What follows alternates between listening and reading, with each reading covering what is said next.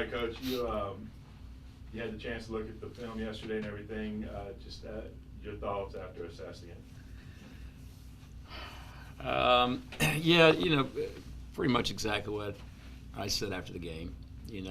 But after diving into it a little bit, 12 of our 22 starters, that was their first start with us, and at this level, But it was a little shocking. We have not had a practice that bad, to be honest. But I pulled in some of my veteran guys yesterday and spoke with them, and they kind of confessed, Coach, we were so amped up and so excited, but at the same time so nervous, and we hadn't played together, and I was like, gentlemen, we've talked about this for months for this reason, But we'll grow from it, that's for sure. But on all three phases, there was mistakes and mistakes that we haven't made. I mean, the first play of the game, we've thrown that we ran that play about 1,000 times, and it looked like it was the first time we ran it. So, we just got to learn how to play as a team, have confidence in what we're doing, and I think we did. But understand that you can't have so much energy and so much excitement that you revert back to some of your old techniques that maybe you've done at other places. There's a reason we do things, and we're going to talk about that today in our team meeting. And I'm not going to go in there and browbeat them. I'm going to go in there and just talk to them. And hey, I want to hear from you guys. Give me y'all's thoughts on why we didn't go out there and execute the way we're capable of, and move forward. That's all we can do is move forward, but we'll be better. Coach, when you look at the tape, do you, now in reflection back on it, do you see a vast difference in talent between McNeese and Tarleton, in particular in some key positions that really hurt you? Well, I think their linebacker core was extremely talented. They put pressure on us all night. That entire linebacker core was returning starters. One of them, that was his 7th year of football. That's a big difference when we're talking about we've got 57 first-year players, So they definitely had the experience in that linebacker room. The safety, number 1, is another guy that's played a lot of football. I think that was also his 7th season. So 2 guys right there that's played a lot of football. And then on their offensive side, those 2 receivers were playmakers. I mean, they made some big-time plays that we didn't, right? So, when you look at it, and they were a more experienced team, but we can't let that be an excuse. We've got to learn from this, and we got to make sure that we go out there with the same mentality that we're going to make big-time plays too. We did that all camp, and a lot of that is, and maybe it is an inexperienced team, but we're familiar with each other, right? It's easy for us to go out there and practice against each other, and I'm going to make a big play against you because I know you. Then somebody comes to town with a different colored jersey, and you hesitate for a second. And I think there was a lot of that Saturday night. Let me follow up. You mentioned that their receivers made plays that we didn't. You knew that was a concern going in the receivers. Yeah. You made statements that, hey, I think we're improved, but they have to prove it under a game condition. Well, I'm not going to single out that group. I just pointed out that their receivers made some big-time plays. Their quarterback made some nice throws, and we didn't. We didn't. There's mistakes by every position on both sides of the ball. I'm not necessarily, extremely down on anybody. I'm just upset we didn't go out there and perform better. We didn't execute our to our ability. But I got full confidence in Nate. Nate is going to be a great player after watching the film. I mean, you could tell it was his first start in a while, and he was amped up, and he was wanting to make every throw and be the hero. And you can't play that way. He's got to let the game come to him a little bit. I like the gunslinger in him. I like the war daddy mentality. You saw that on some of the plays where he took the ball and ran, and he dove for the end zone. Now at the same time, he needs to respect his body a little bit. We need that guy to stay healthy, and especially this week. But you could tell he's got that war daddy mentality, and we definitely didn't have that a year ago. So, I'm still extremely encouraged, and I know we're going to be fine. I know we're a lot better, but we got to go out there and perform. They had 6 plays of 20 or more yards. You had just one of 20 yards. Yeah.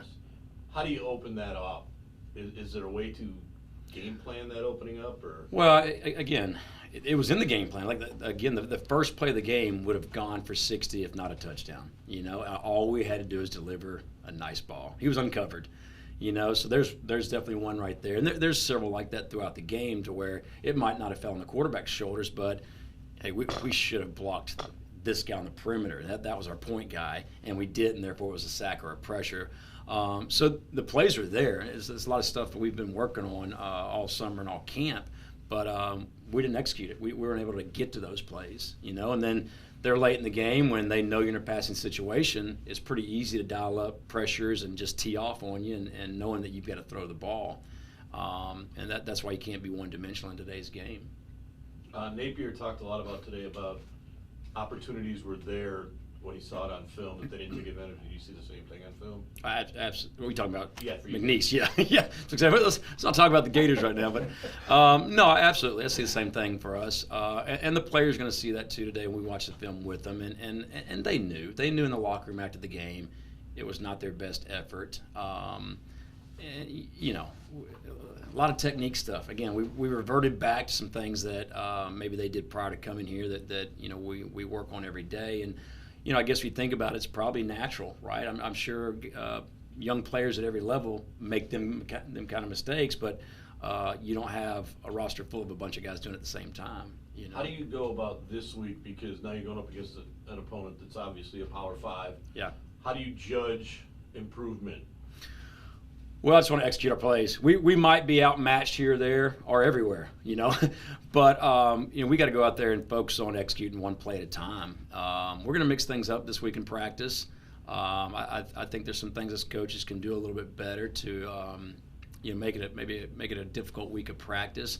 One is scout teams, right? I mean, it's so hard to have a scout team that's going to give the same look as your opponent. So we're going to do a lot more good on good this week than I normally like, and I still want to keep them fresh for the game, obviously, but we got to go out there and play football, and I'm not going to be worried about let's not go live in this period because I don't want to get any hurt. We're too young for that right now. We got to go out there and have a tough week of practice, so that way, whatever the excuse was Saturday night, we perform better. Now that you've had some time just to look it over, obviously I think you liked a lot of the effort from the first half that your team gave, but in that second half stretch, when you gave us 35 unanswered points, what do you think was just the shift on the sideline kind of during that stretch of the game? Honestly, I didn't like a lot of the effort for entire 4 quarters. We're better than that.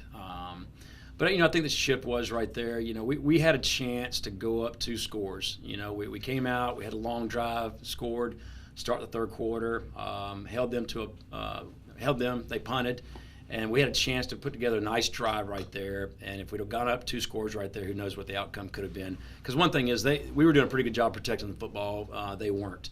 But instead, we punt and they get a long punt return. They get a short end of the field and score. And, not that we were panicked right there or anything, but that kind of gave them some momentum. Then they followed up by they hit a post route that went the distance. And at that moment, that was kind of maybe the breaking point, I believe. I didn't think we played extremely hard after that. We got to continue to focus on playing hard every play. And I think the guys know this. Again, I think the guys know this. You can see it on their face in the locker room. They knew it wasn't their best effort, and that's something we got to address today as a program. Coach, you look back at this, and you get a 91-yard special teams touchdown. You get a pick at the 1, pick in the end zone. 2 of them. Yep. Yeah, in essence, probably say 14 points, and you still lose the game. That's got to be extremely. I don't know if I can find the word. Well, it's disappointing for sure. And again, it's too many mistakes. Too many mistakes, right? But that's why we were still in the game for so long. I mean, honestly, we did not play great football from the first snap on. We had some moments here and there, but we were not consistent. And it's very difficult to find, one play where 11 guys did their job. So again, whatever the excuse was, we gotta do better than that, coaches and players. And you can't turn the ball over and win usually, right? And again, that's why we're in the game, and it was a close game until they're late in the third quarter, beginning of the fourth quarter. You still controlled time of possession by a little bit, but you were only 3 of something on third down, 3 of 16, I think. Yeah. Couple of times, especially, you couldn't get the first down from coming out of the goal line, couldn't get the one first down to finish the half. How important were those, and how do you is that a situation of too long or not getting the first down plays? Well, it's just, you got to minimize the negative plays on first and second down. When we were backed up right there, the second play, we're one block away from having a huge gain, and it was simply just, one guy not coming off the double team in time.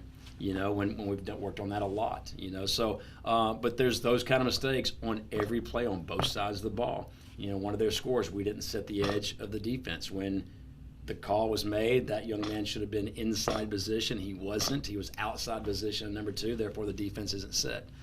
So and again, it's basic things. But we were not locked in to our assignments right there, and.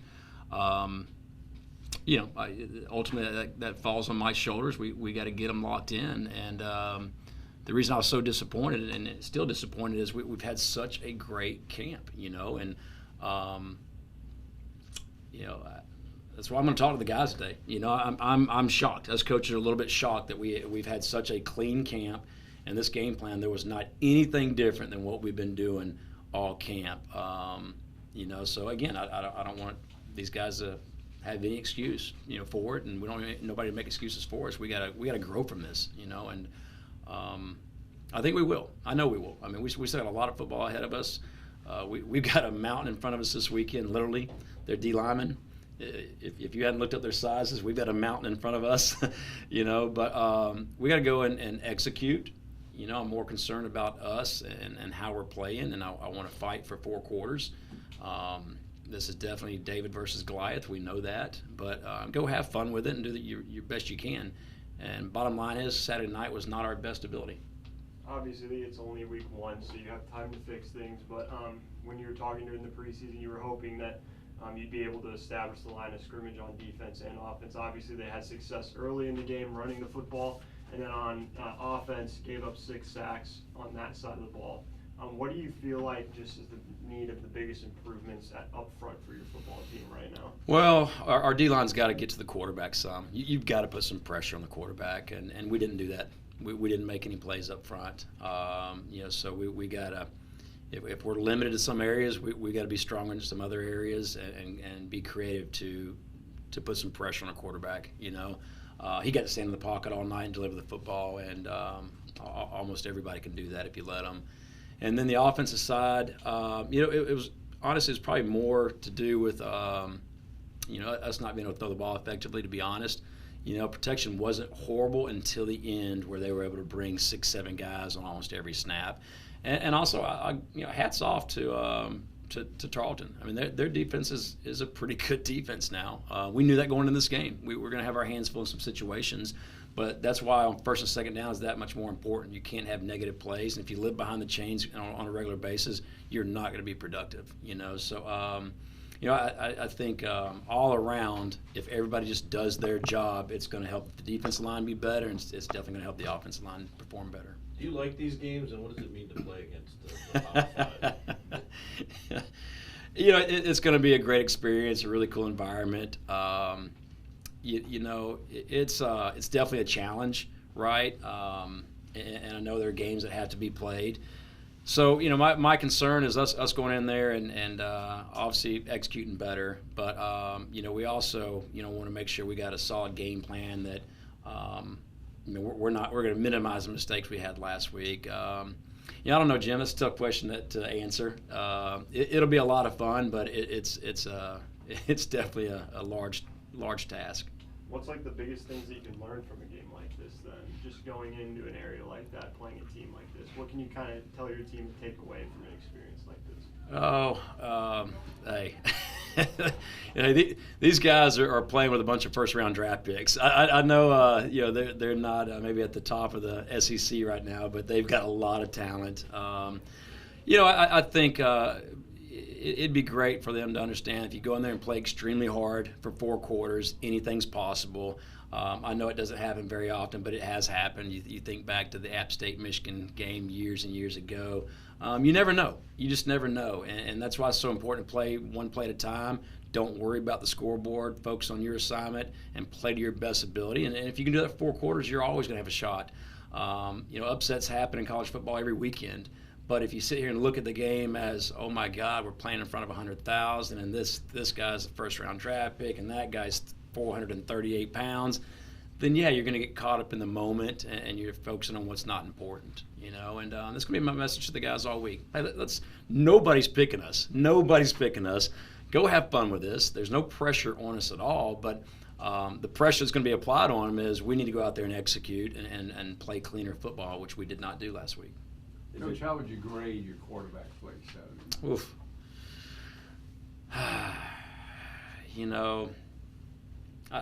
Nate's probably got about a C. You can see the fire. You can see the ability. He is going to be. I really think he's going to be just a star of a quarterback. But he's got to calm down a little bit and not try to throw the perfect pass. He knows how to throw the football, but I felt like he was trying to place it too much. But I love the grit to him. I love how tough he is. I love how he protected the football. He can definitely run our offense, but we got to play a lot better than what he did, and he knows that.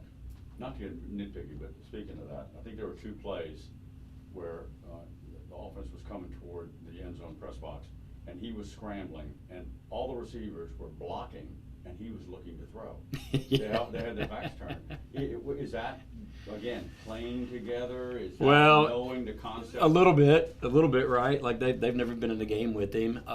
But, you can kind of tell when Nate, even in practice, Nate's taken off quite a bit. And we've had to talk to him a few times about, hey, you're too close to crossing the line of scrimmage to throw that ball. Because he will wait till the last second, which sometimes is great, sometimes is dangerous. But no, I think that's just the receivers seeing him take off and them trying to turn around and find a block for him, because we do preach that all the time to the wideouts is, hey, if somebody breaks the line of scrimmage, find somebody to block and find work. But they'll build that rapport a little bit. That's something you can't do over the summer, right? You're out there throwing scaling and everything all summer. You're not playing football with each other. Do you wish they had won the other night? I don't care. I'm worried about the Cowboys. Well, you think they're going to be really full of anger and ready to roll, huh? Sure. I mean, I know they got their challenges too, but they're obviously an elite program, and it'll be fun to see. What a top SEC school looks like in front of their home crowd, and they're coming off a tough game themselves. But you look at that game, and Utah had no yardage against them. They really didn't. Outside that first play of the game, I mean, Florida pretty much handled the line of scrimmage on both sides. So I'm sure they're working on things. They got. I don't know how much they're working on the Cowboys. They probably guarantee you they're working on Tennessee for the following week some. But they're a great football team, no matter what anybody says. Coach, you guys in your business, you talk a lot about we cannot replicate. Not so much like the scout team, you can't replicate, but you can't replicate game condition in a practice. Right. Going back to Tarleton, was that at some point starkly apparent to you that now it's this? We can't because they might have better talent or they might be executing better at that time. It's very difficult to get the game atmosphere in practice. It's impossible. You're not going to. I mean, you think about all the other sports. Every other sport, well, including ours in the NFL, they have preseason games for a reason, right? You have scrimmages. You have all these other games for a reason. For whatever reason, college is the only we just can't, right? But no, you're not going to. I mean, the pressure these young men put on themselves, the pressure their families might put on them, the pressure the coaches put on to perform, right? I mean, until they have some of that experience under their belt, I mean, there's not a whole lot you can do about it. Now, we put them in tough situations all practice. That's why I love passing under pressure. I want to continue putting the heat on the quarterback.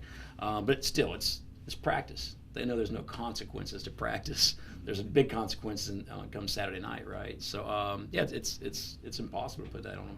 Would you like a situation where you had a scrimmage and maybe mutual workouts? Would love it. COVID year, We had Grand Valley State come down. You know, we paid for them to come down, and they spent 2 days with us, and we practiced together just like the NFL. You know, so we had inside run against each other, scale against each other, and we didn't even tackle to the ground. We just thudded off just like they do in the NFL, and it was phenomenal. And for that reason right there, you know, you're going against somebody in a different color jersey. You don't know them. You don't know how good they are. Your juices are flowing. You're worried. You're scared, whatever it is. But, yeah, I think it'd be great if we could get to that point. But I don't think we ever will. I mean, money, people protecting their players from injuries, all the above. I don't think it'll happen. Did you sense a lot of, you stated earlier that, look, one game is not going to make this season, you know, win or lose in regards to the opener. You talked about the pressure that you're putting them under. If I'm understanding you correctly, it's not like you didn't pound on the table, we have to win this game. Oh, no. We have to win this game. It is imperative that we win this opener. No, not at all. Not at all. I take the other approach with them. You know, I had told them for weeks, hey, all I want is your best effort. If you give me your best effort, and you could look me in the locker room after the game and say, Coach, I gave it my all, I gave my best effort, and we still don't come away with a victory, I'm proud of you. That's all I can ever ask for, right? And just like in life, we tell them, if you always do your best, that's all anybody can ever ask for you. So, no, I mean, these young men, and not just in football, every college athlete, right? They all have a lot of pressure on them. And most of it is self-implied or from their family. I can't tell you how many guys just this year have been in my office telling me they feel like they're letting their family down, or about, you know, they just want to, you know, be the difference maker in their family or whatnot. I'm like, dude, relax. Your family's proud of you. You're getting an education. You're playing D1 football. You're on scholarship. But, you know, they do it to themselves a lot. But, no, I'm never in there, we have to win this game. You know, we didn't do that in the national championship game. You know, we prepared. We wanted to go play as hard as we could for 4 quarters. But I'm never going to tell a team, you know, you better win this game or else. I mean, it's just that it's not about that. That's hard.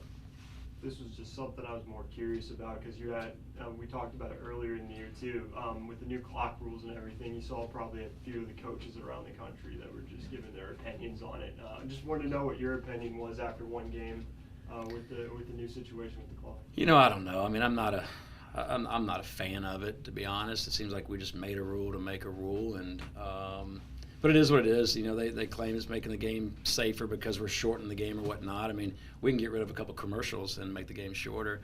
But, you know, it is what it is. We got to adapt, you know. But, you know, I kind of like the, you know, 80 to 100 plays a game and lots of points on the board and a lot of scoring up and down. But, you know, the game's under attack a little bit. I get that. They want to make it safer, and I'm all for safety, but I don't necessarily agree with taking, you know, 15 plays away from the game.